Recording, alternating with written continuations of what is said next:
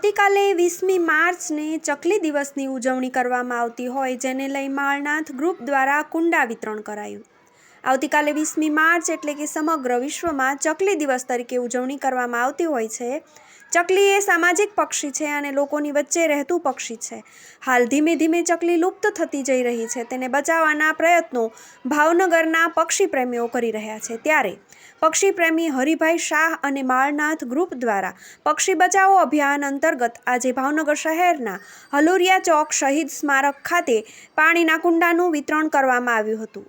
હાલ ઉનાળાની સિઝન ચાલી રહી છે, ત્યારે ચકલી સહિતના પક્ષીઓને પાણીની સતત જરૂર રહેતી હોય, જેને લઈ પાણીના કુંડાનું વિતરણ કરાયું।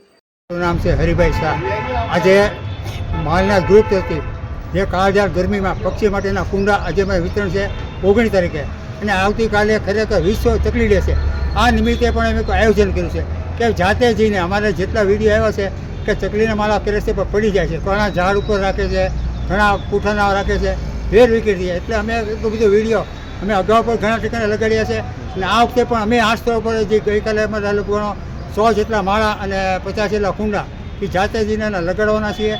આ નિમિત્તે કહેવા માગું, વિશ્વ ચકલી એક દિન આપણે 365 અત્યારે જો જે આપણે પક્ષી માટે ખાવ ચકલી આપણે જોવા નથી મળતી સિટીમાં, એ ઘણી જગ્યાએ જોવા મળે છે। એનું કારણ છે કે અમે આ દ્રશ્ય બધું મૂક્યું છે, અને ખાવાનો ખોરાક મૂકીએ છીએ, કાંગ, ચોખા, બાજરો, રોટલીનો ભૂકો, અને ખરેખર પાણીના કુંડા અને માળા એટલે અચૂક આવતું છે। અને માળા આપણે ખાસ ઘરની છતની હેઠે મૂકવા તો આપણે ચોક્કસ ચકલી આવે છે।